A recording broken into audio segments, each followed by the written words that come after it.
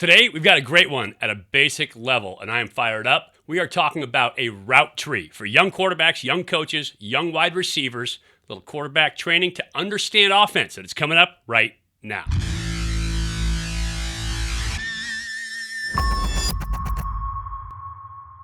Hey everybody, welcome to Elite Athletes TV. I'm Mike Pulaski, former 11-year pro and quarterbacks coach here at EliteAthletesTV.com.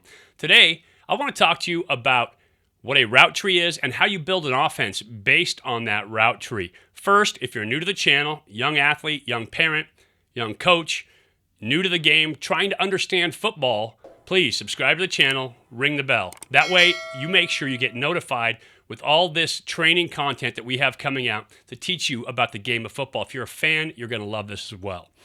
Leave us a comment down below. Let me know what you think about the videos that we have out. Give me a thumbs up if you're ready to understand offensive football, and leave me a comment down below. Any questions, I'd be happy to answer them. Love to talk to you about the game.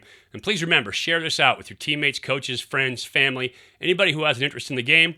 Learn about it from an inside-the-pocket perspective from a guy who did it professionally for 11 years. Now, let's talk about a route tree. The other day, I was out coaching one of my young quarterbacks. I coach quarterbacks here in the Bay Area, and he said, hey, I saw your video about offensive play design and digit system versus name routes. And if you haven't seen it, I'll put a card right up here.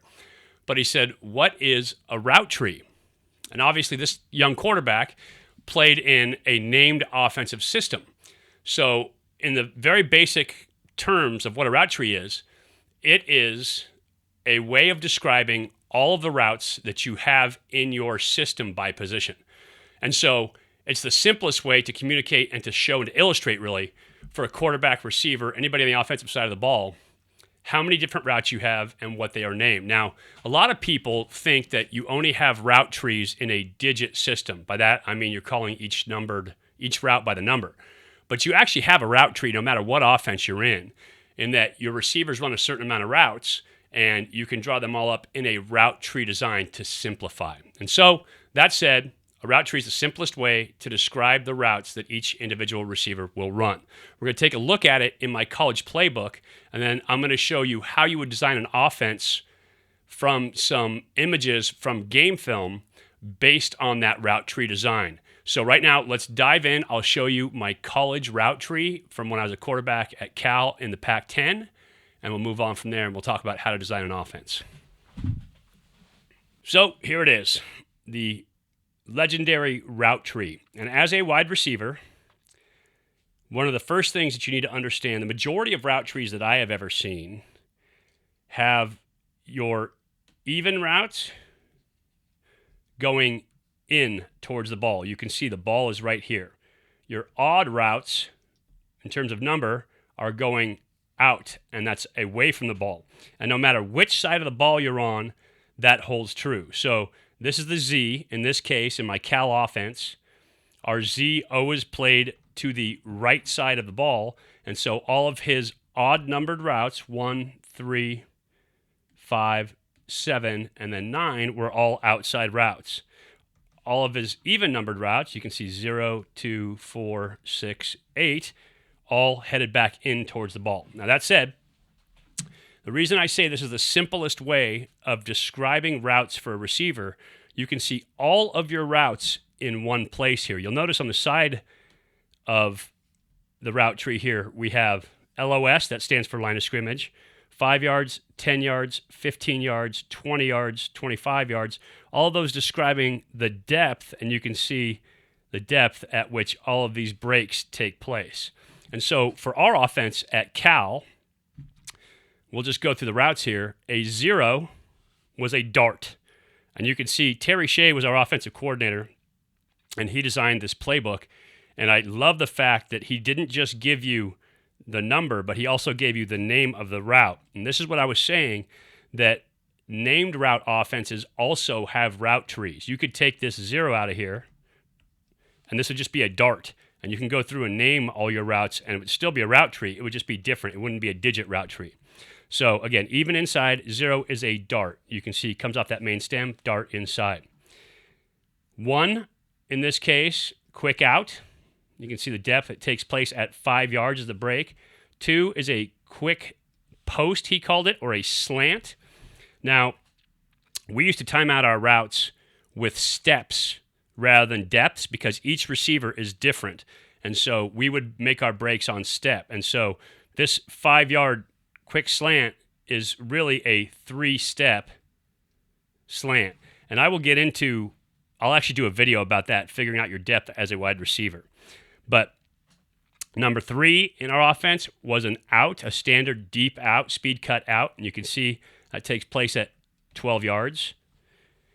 Then our 4 was a curl. Some teams make their 4 a cross, so there's a little bit of variation depending on the team that you're playing for. But in our case, our 4 was a curl. 5 was a comeback to the outside. So a true 22-yard driving back to 18. That's the other thing you can figure out in these route trees. Where's your break? But then where are you driving to coming out of it? So we're driving back to 18 on that. Number 6, you can see there's a little difference here, is a drop back 6 right here is at 15 yards. Meanwhile, a play action 6, because that's a full 7-step drop with the extra fake, took place at 17 to 18 yards deep. 7, in this case, is a true corner route where you make the break to the post, so it's a post corner. 8 is a post, and we had the option in our system of this being a over-the-top post, where it's a deep post trying to take that deep middle, or being that glance or skinny post, where you're trying to do this on 5-step timing, that break taking place right about 12 to 13 yards. And then, of course, 9, in every numbered offense I've been in, is the go route. So that breaks out the numbers. Now, you'll notice there's some routes on here that don't have a number. We used up 0 through 9, and so you had to have a way of putting in other routes that you were using in the system. In this case, an under route, a C route, which is a curl to an out, a B route, which we also called a bench route, and so that's a deeper out route by that outside receiver. And anytime you'd use that bench route, you'd have something in the flat, and you're working a high-low in that flat.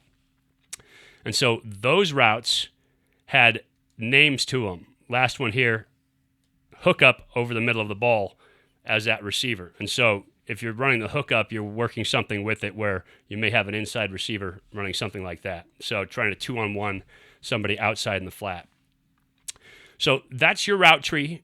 That's how it's designed. The reason they call it a tree, it all starts from one stem, one seed, one place, and grows, and you can see it sprouts out as it comes up, just like a tree would. So super simple, very descriptive, and it's easy to communicate as a quarterback and receiver. The reason I say that the route tree is about the simplest way to communicate is that you heard me talk through some of those named routes, like the out route. Well, what if you wanted to run a quick out or a deep out or that bench route, an even deeper out? You had to explain that in terms of so many words. Whereas if I'm talking about it on the route tree, I can say run a 1, that's a quick out. Run a 3, that's a regular deep out. Run a B or a bench route. Now we know that's that 15-yard out. And so it makes it really concise with language, and you're able to communicate to a receiver right now in one-on-one, or if he forgets his route, or if it's somebody new to the system, doesn't understand the full system, you can communicate simply. The thing about these numbers is they switch by position. Now we're going to take a look at our inside receiver or slot receiver route tree, and you'll see some similarities, but you'll also see a lot of differences. So now, here is the slot passing tree. You can see right up here, it's for that slot receiver or inside receiver. Z is out here, slot is inside in the ball. And so, route tree looks a whole lot different when you're coming from the inside than the out. Again, 0 is the dart, same thing. But now, our 1 is still the quick out, but rather than running a slant from out here, they run the slant with the outside stem. So there's a difference right there. The number 2, the slant, takes the outside stem, and the reason for that is trying to clear space for those backers, trying to influence a flat defender, and utilize space as best you can. A 3 is an inside stem vertical push with an out. And then you can see here as a slot, A 4 is, again, inside stem, get vertical, and then you have what Coach Shea called an anchor route, which is really an option, which you make this bend. If you have a backer right here, you bend it out.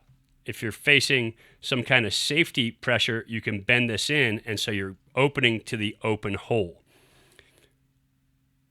5 is that true bench route. No comebacks from the inside, because in the comeback, you're trying to work the sideline. So as a slot, a 5 becomes that bench route. Now, here's a huge difference. A 6 from that slot position is a shallow drag, starting at 5, building up to 10 to 12 yards. And so a 6, if you're the inside receiver, you have to know that's a much shallower route. It's a build-up, what some people call a climb or a delta route from that inside. 7 is a corner, but it's just a stick corner. There's no big post stem to it in the middle. 8 is that skinny post, and so you're taking the top off of leverage. You might see this in, say, a dagger concept where you may have a cross from the outside, and this receiver is just taking that middle as an 8. And then 9, in this case, outside release, getting vertical.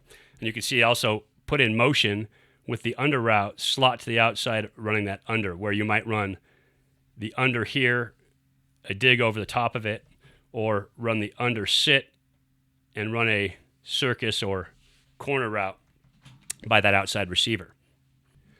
So that's a look at the route trees from both the inside and outside. Now let's look at how you'd build an offense in the digit system using that route tree.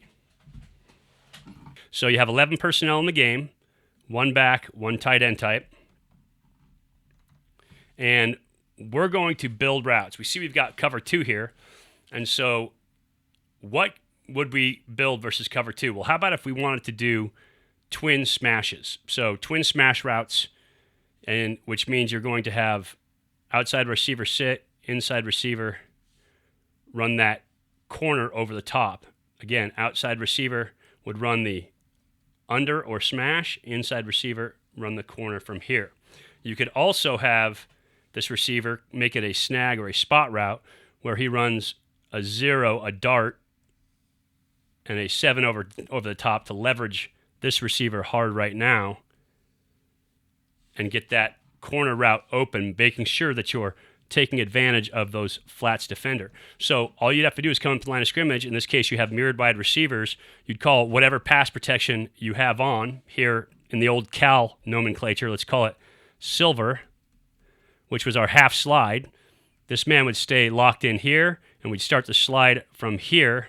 These 4 guys would pick up those 4 guys. Back would check and then release if nobody came. And we could just literally call it silver 07. Boom. Dart, corner, dart, corner. And you've got your route. Now you could alert your back, and he could have a check sit. He could have a check seam. So you could call it silver 07, tailback seam, however you want to call it, tailback go. Or you could have him run a check sit, tailback sit. Super easy, quick naming, really easy to do.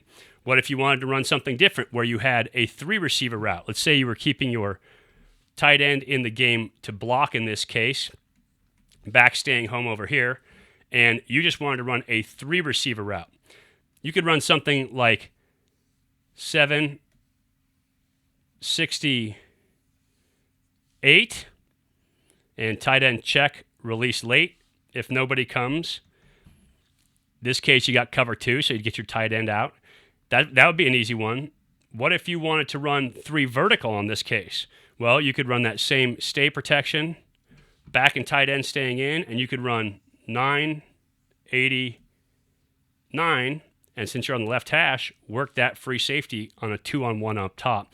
And so, see, it becomes super easy in terms of giving yourself numbers to work from. So that's just a few concepts that you could build out of that digit system based on your route tree. And you can see that there's no limit to how many different concepts you could build using that route tree system. Again, at the simplest form, it's the easiest, quickest, most efficient way to communicate routes to receivers. And then when you build it all out into an entire offense in the digit system, it becomes a way to communicate quickly and efficiently and have every receiver know exactly what they're doing in the route. Appreciate you watching today. If you enjoyed what I did here in this video, learning about football, learning about the quarterback position, please subscribe to the channel, ring the bell. That way you get notified every time we have new stuff coming out. Give me a thumbs up if you understand the route tree and then how it fits within an offensive system now. Leave me a comment down below. I'd love to hear your thoughts on this video today or any of the videos we have on the site. And please share this out with your friends, teammates, family. Anybody who has an interest in football, even if they're rabid football fans, they will love this channel so they can get a more full understanding of the game. Just wanted to bring you a little quarterback training today, hopefully improve your football skills and your football knowledge and make you a better player at your position.